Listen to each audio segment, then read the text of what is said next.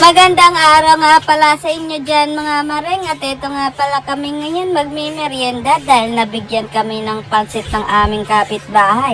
Habang nagtutupi ako, bumili sila ng coke, syempre para daw lumamig yung ulo ko, charot. At ayan nga yung isa ko namang anak, nag-trip, lagyan niya daw ng Milo yung coke, sabi niya masarap daw yun.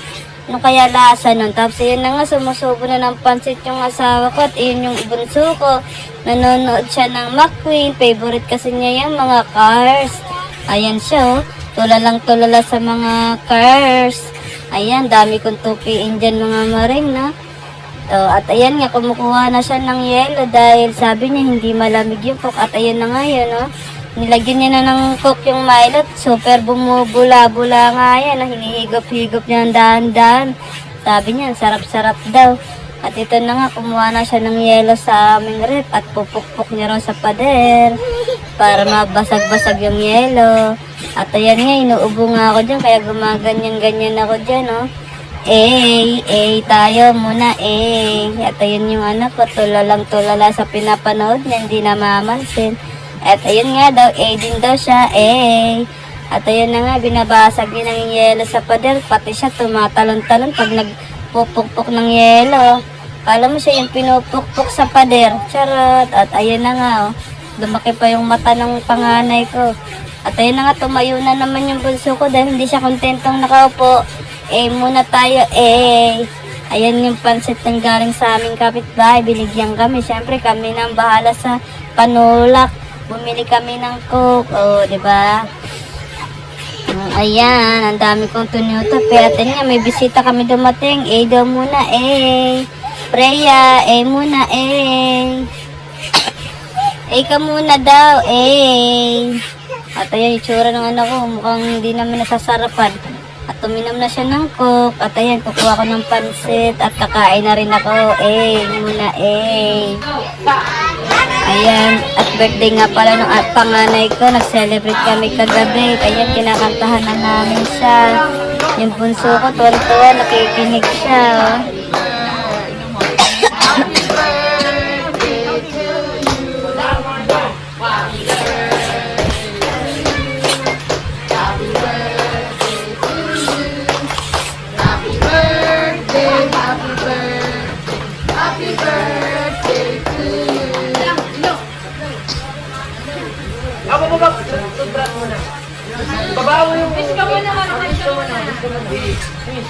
Naasar-asar sa dyan ng Kuya Yudes niya.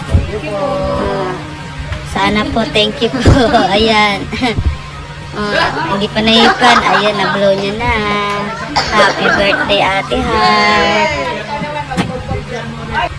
At ayan nga, nagpa-practice naman mag-bike yung bunso ko. Hindi niya abot yung padyakan. Kaya nakatungtong siya dun sa may harap ng bike dahil hindi niya pa abot. Pero tuwan-tuwa siyang nagbabike. Hindi nga lang siya mahilig sa bike. Kasi gusto niyan kotse. Kotse yung gusto niyang i-drive. Diba? Tinutulak-tulak siya dyan ni Ate Heart niya para lang umandar sila. Enjoy na enjoy naman yung anak ko na yan. Pinahiram siya ni Ate Freya ng bike para ma-experience din yung yung bike. Ayan. Tuntua siya, tulala pa con Mario. Hindi pa siya tumitingin-tingin dyan, kasi kala niya. Ayan. Tuntua siya, nagbabike siya, pogi-pogi talaga niyan, Smile lang ng konti, may baon pang dedehan sa harap ng bike, Napakayabang talaga ng anak ko na meron pa siyang baong dedehan sa harap ng bike. Ayun, nahirapan silang umikot-ikot kasi medyo malaki din yung bike, mahirap iikot. Ayan, natutuwa na. Tulala para kunwari wala siyang kaalam-alam sa ginagawa niya. Basa nga pala yung daan niya dahil umulan-ulan din. Kaya ganyan yung daan namin, basa. At ayan na nga, papasok na siya ng school. Ang pogi-pogi niya na, papakit pa siya. Smile niyang tagilid. Ayan, papasok siya sa school. Magpe-playgroup muna nga ang bata. Smile, Pogi-pogi. At ayan nga, nag-aantay na kami pumasok sa room nila. Maya-maya pa kami papasok dyan kasi masyado kami maagang dumating. Baka nagla-lunch pa yung mga teacher niya. Kaya yan, dito muna kami sa may hagdan, tambay-tambay. Habang naglalaro, nabudol pa nga ako dyan, nagpabili pa ng laruan, no?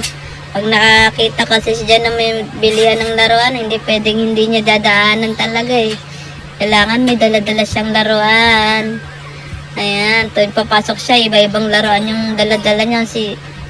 May dinadaanan kaming bilihan ng laruan. Ayan, antay-antay lang kami dyan. Sabang siya'y naglalaro. Laro-laro muna siya dyan. Excited kasi siya laging pumasok sa school eh. Kasi nagpe-playgroup sila. Kaya happy siya sa loob ng room. Maraming mga laruan na binibigay habang nag-activity sila. Naglalaro din sila. Kaya enjoy na enjoy siya sa loob ng room. Halos ayaw niya nang umuwi pag nasa room na siya. Ayan, nasa loob na kami. Sabi sa inyo, kami palang unang estudyante. Eh sabi ng teacher niya, ayan mga cars, binigyan siya ng mga laruan ng teacher niya. Para laro-laro muna siya habang inaantay niya yung iba niyang kaklase. Ayan. Siyempre ako, lumabas na ako ng room dyan. Gumala-gala muna ako dito sa City Hall ng Caloocan. Tambay-tambay muna ako dito. Para makakita naman ng ibang tao. Ayan nga pala, meron pa silang bazaar dyan, no? Kasi may mga bilihan ng mga kung ano-ano. Ayan, lakad-lakad muna ako dito sa City Hall habang naantay ko yung oras ng uwian ng aking anak na si Alas. Tapos yan, may mga nagtitinda-tinda dyan. Hindi na nga ako pumunta dyan kasi nahihiya ako. Parang ako lang yung titingin eh. Kaya yan, lakad-lakad lang. Tamang sulyap pa lang ako dyan. Meron nga pala ditong McDo, mga kainan, 7-Eleven. Kaya pag nagugutom ako, sa 7-Eleven ako makain, siopaw, ganun. Bibili ako ng drinks habang antay-antay. Ayan. Dito lang ako muupo sa gilid kasi malilim dito, malamig yung hangin. Hindi kagaya doon sa school ni Alas, mainit yung buga ng hangin kaya gumala ako dito. Ayan o, yung City Hall ng Caloocan yan, mga maring.